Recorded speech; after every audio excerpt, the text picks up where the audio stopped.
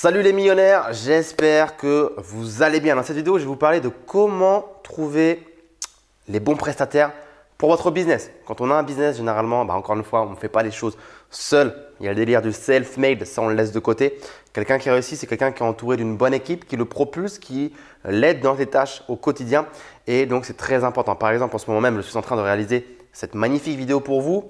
Eh bien, je ne suis pas tout seul dans la pièce. Il y a quelqu'un qui est en train de m'aider, qui gère toute la partie, on va dire, logistique, caméra, son, lumière, dérochage, dérush, montage. Et heureusement que cette personne, elle est là aujourd'hui. D'ailleurs, tiens, je lui dis merci en direct. Elle est derrière la caméra parce que sinon, tout seul, ça aurait été la galère et je n'aurais pas pu réaliser une grosse partie des vidéos qui sont sur ma chaîne YouTube. Donc pour ça, c'est très important de s'entourer d'une équipe. Donc avant qu'on commence cette vidéo, comme d'habitude, n'oublie pas de t'abonner à la chaîne YouTube puisque tu vas pouvoir recevoir en avant-première toutes les prochaines vidéos. Également, lis bien la barre de description. Tu vas pouvoir récupérer gratuitement un exemplaire papier de ce livre-là, des bandes de la fac à l'indépendance financière. J'en suis l'auteur et je te l'offre. Tu n'as juste à payer les frais de livraison et ça arrivera directement chez toi. Et également, j'ai un autre cadeau dans la barre de description. C'est une petite formation, enfin petite, elle est très très sympa et complète. Formation offerte. Je ne dis pas exactement ce qu'il y a dedans. C'est un petit secret, mais je t'invite à aller voir ça et à la télécharger. Donc tout d'abord, comment choisir ses prestataires? Je vais te donner différentes étapes qui sont selon moi importantes à suivre et qui sont vraiment issues de ma propre expérience parce que jusqu'à présent, j'ai eu à bosser avec différentes personnes. Avec des personnes, ça s'est très très bien passé. On a continué à bosser ensemble. Avec d'autres personnes, ça s'est moins bien passé et on a dû arrêter de bosser ensemble. Et donc, j'ai un petit peu de retour d'expérience vis-à-vis de la façon dont vous devez et la façon dont tu dois sélectionner un prestataire de façon à faire en sorte que ça se passe bien. La première chose que je te recommanderais, finalement, c'est un petit peu comme dans l'immobilier avec des artisans, c'est de fonctionner par recommandation. C'est-à-dire que les gens qu'on vous a recommandés, généralement, il n'y a que très peu de risques que ça se passe mal parce que c'est un ami à vous, une connaissance dans votre réseau qui a déjà bossé avec cette personne, si elle vous la recommande, et pour qui ça s'est bien passé. Donc encore une fois, le bouche-oreille, c'est souvent quelque chose de très puissant et qui fonctionne très très bien. Si demain, j'ai besoin de quelqu'un et qu'on me l'a recommandé et que c'est un ami qui me l'a recommandé, eh bien, vu que c'est mon ami, j'ai envie de lui faire confiance, j'ai envie de le croire, je vais forcément aller voir cette personne et ne pas trop, entre guillemets, réfléchir. Du moins avoir mes gardes un peu baissées parce que ça a déjà été validé. L'idéal également, c'est aussi de rencontrer directement vos prestataires. Peut-être que si vous bossez sur Internet, eh bien, vous allez être amené à embaucher des gens à distance. Par exemple, moi, je suis en Estonie ici, mais je bosse avec des gens qui sont en Roumanie, avec des gens qui sont au Maroc, avec des gens qui sont en Suisse. Donc, je bosse avec des gens qui sont dans des pays dans lesquels je ne suis pas et pour lesquels ces pays, je ne peux pas me rendre entre guillemets, facilement. Donc, c'est facile de prendre un vol aujourd'hui. En 3 heures, 4 heures, j'y suis dans chacun de ces pays. Mais c'est relou, c'est chiant, ça prend du temps, de l'énergie, de l'argent et ce n'est pas l'objectif.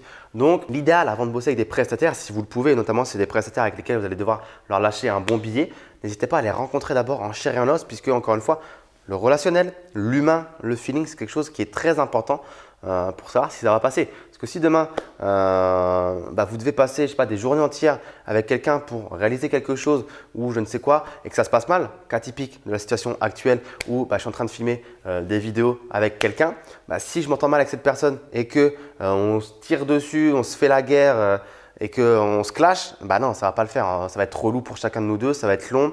Moi, je ne vais pas avoir envie de faire des efforts, lui non plus. Et il ne va pas y avoir cette synergie, ce cercle vertueux qui fait qu'on avance comme il faut, qu'on avance vite et qu'on fait du travail efficace. Idéalement, rencontrez vos prestataires avant. Également, n'hésitez pas à leur demander leur historique. Quel est leur passé dans ce milieu? Est-ce qu'ils ont une expérience dans le domaine dans lequel vous êtes? Par exemple, comme vous le savez, moi je suis dans ce qu'on appelle l'infoprenariat, un business internet sur du personal branding et filmer des vidéos de ce type-là dans ce genre de business, ce n'est pas quelque chose que tout le monde sait faire, même pour tous les vidéastes ou les réalisateurs parce qu'ils ne connaissent pas forcément ce qu'on attend. Ils ne savent pas forcément ce qu'ils attendent de moi et ce que j'attends d'eux parce qu'il y a une façon de filmer, il y a une façon de faire le montage. Ce n'est pas du normal, ce n'est pas du reportage, ce n'est pas, c'est pas quelque chose d'autre, c'est du personal branding, c'est de l'infoprenariat. Donc, il faut que la personne connaisse ce milieu-là. Donc, très important de demander par exemple à votre prestataire si vous devez lui faire réaliser une tâche, que ce soit la vidéo ou autre chose, mais s'il connaît votre milieu, votre industrie et s'il a déjà bossé pour des gens dans cette industrie. Moi, ça m'est arrivé à Bangkok d'embaucher un caméraman lorsque j'étais à Bangkok parce que j'ai besoin de quelqu'un qui me filme. Je n'avais pas envie de m'emmerder et j'avais surtout pas la concentration et l'énergie à mettre sur la caméra et le matos. Donc j'ai embauché un caméraman qui était français mais qui habitait à Bangkok et ça s'est mal passé parce que le mec ne captait rien du tout à ce que je voulais au niveau des plans qu'il me prenait, au niveau des montages qu'il m'avait fait derrière. Dites-vous bien, c'était pour une vidéo de 1 heure, une vidéo de vente et ça a duré des mois pour que j'ai le fichier. Enfin, c'était vraiment la galère et c'est la grosse misère. Donc littéralement. Donc très important de demander le portfolio du prestataire que vous allez embaucher pour voir s'il a déjà du passé dans votre industrie. Également, eh bien, ne soyez jamais trop cool avec votre prestataire. C'est quelque chose que j'ai appris entre guillemets, on ne va pas dire à mes dépens parce que rien de grave ne s'est passé. Mais voilà, bosser dans la bonne humeur, bosser dans la sympathie. Je ne dis pas qu'il faut être un dictateur, loin de là. Mais être trop cool va vous desservir parce que même si au début, les relations sont cordiales, professionnelles parce que vous ne connaissez pas forcément les gens, si vous instaurez un climat de sympathie trop profond, eh bien, les gens vont se mettre à l'aise, vont se permettre des choses qui ne se seraient jamais permis si vous n'aviez pas détendu l'atmosphère comme vous avez pu le faire et ça va se retourner contre vous. Donc moi, ça m'est déjà arrivé également avec des prestataires où finalement, il y a tellement une bonne entente, une bonne relation que ça devient amical et que des fichiers sont livrés avec beaucoup trop de retard, que le travail n'est même pas fait ou qu'il faut relancer le prestataire pour savoir s'il a bien fait les choses. Alors qu'un prestataire, c'est quand même quelqu'un de votre équipe qui est censé vous épauler, vous accompagner dans vos projets et respecter ses deadlines et être là en temps et en heure quand il le faut.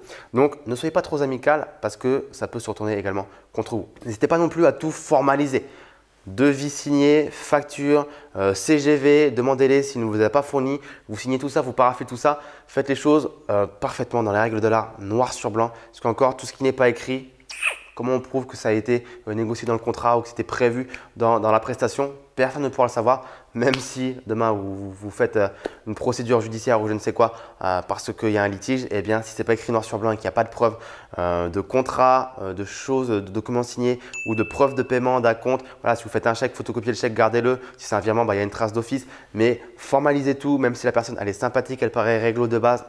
On ne sait jamais. Des retournements de veste, ce n'est pas si rare que ça malheureusement. Donc très important également de tout formaliser. Ne payez jamais tout d'un coup. Voilà, ça peut paraître être une règle de base en immobilier. Quand on fait des travaux, par exemple, on paye des acomptes 30%, 30%, 30%. Donc là, les haters vont me dire « Ouais, mais 30 plus 30 plus 30, ça fait 90. Ils sont les 10 derniers pourcents. » Tu as compris ce que je voulais dire. Donc voilà, l'idée, c'est de donner des acomptes. Tu ne donnes jamais tout d'un coup. Si demain, tu dois faire une prestation vidéo, prestation marketing, prestation presse, prestation graphisme, ce que tu veux, tu donnes un acompte parce que voilà, pour prouver que tu es sérieux, pour prouver que tu t'es engagé dans le projet, pour prouver que tu ne vas pas la mettre à l'envers non plus. C'est bon, c'est signé, c'est acté, mais ne donne jamais 100%. C'est comme ça qu'on se retrouve sur des émissions à la télé où les mecs, ils ont payé pour une maison complète à construire et ils se retrouvent avec finalement 3 morceaux de parpaing sur le sol et un entrepreneur qui s'est barré dans la nature, qui a tout encaissé. Ouais, il ne faut pas être bête non plus. Il y a des escrocs partout et si vous payez tout, le mec, il a déjà eu tout l'oseille, il n'a plus envie de bosser pour vous. Il n'a plus la pas de l'argent. Donc forcément, c'est acquis pour lui et c'est un très très mauvais sentiment à faire naître chez quelqu'un parce que du coup, ça va le motiver beaucoup moins à travailler. Mettez en place des pénalités de retard. Si dans le contrat, vous avez dit tu dois me livrer le fichier ou le travail, le document, ce que tu veux pour le 10 décembre, eh bien écoute, si avant le 10 décembre, ce n'est pas fourni, eh bien il y a des pénalités de retard de X% par jour de retard ou de X euros. Après, c'est à vous de choisir les règles de votre contrat. Mais ça, au moins, ça met la pression à notre prestataire de se dire que ouais, là, il n'est pas en train de dealer avec quelqu'un qui va le laisser s'échapper facilement, qui ne va pas lui pardonner un retard. Donc, on n'est pas encore en train de dire qu'on doit faire la dictature. On a tous des emplois du temps chargés, on a tous des imprévus de la vie courante, de la vie familiale, de tout ce que vous voulez. Ça peut arriver. Un retard justifié, moi je l'accepterai avec grand plaisir s'il est justifié et que ce n'est pas tout le temps. Mais de base, dans le contrat, mettez des pénalités de retard parce que c'est très important de, encore une fois, montrer que vous n'êtes pas là bref, j'ai plus l'expression, mais vous m'avez compris, vous êtes un professionnel. Dernière petite recommandation, lorsque vous choisissez des partenaires, des prestataires, c'est d'avoir des outils de tracking qui sont fiables, fonctionnels, qui sont clairs et qui sont réciproques. C'est-à-dire que si la personne vous dit j'ai passé 10 heures à faire ça, mais qu'en réalité elle en a passé 2 heures parce que vous la payez à l'heure et qu'elle veut gratter 8 heures de rémunération, c'est relou pour vous. Donc ça ne sera jamais possible de traquer à 100%. On n'est pas en train de dire que c'est comme si dans un bureau il y avait un employé et qu'il y avait quelqu'un qui était là pour surveiller l'employé.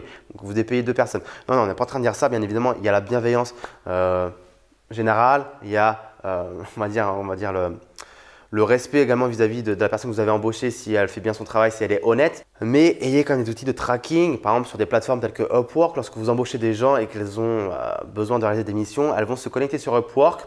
Elles vont dire je commence à travailler et Upwork va traquer toute l'activité de l'ordinateur, les clics, les clapotis là sur le clavier pour savoir si la personne est bien active sur son ordinateur. Donc, c'est-à-dire que si la personne lance la mission sur Upwork et se barre faire à cuisiner, mais qu'il n'y a aucune activité sur l'ordinateur au niveau des clics et des touches de clavier, eh bien, ça ne va pas comptabiliser du temps pour vous.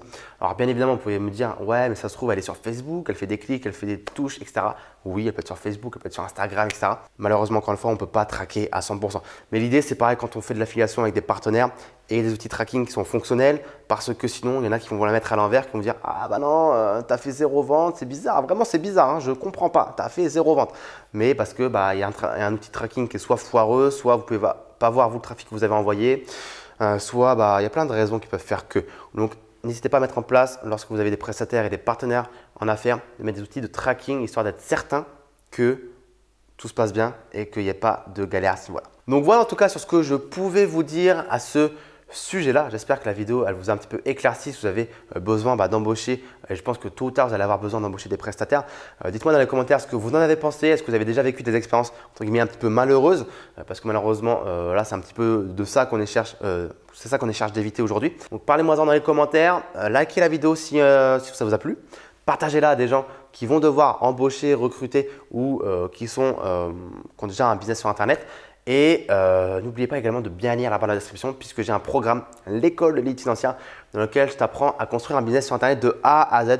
Et justement, on parle de comment recruter, comment se construire une équipe en or pour qu'elle vous accompagne dans la réussite de votre projet. Et également, on passe par toutes les autres étapes de comment trouver son idée à la base des bases jusqu'à la fin, comment déclarer, comment être légal, comment les structures juridiques, etc. On parle de tout en passant par le marketing, les tunnels de vente. Tout, il y aura tout dedans. Je crois que tu as beaucoup d'heures de formation, tu as plus de 30-40 heures de formation. Donc, tu auras largement de quoi faire. Sur ce, merci à toi de m'avoir écouté et je te dis à très vite. Ciao, ciao.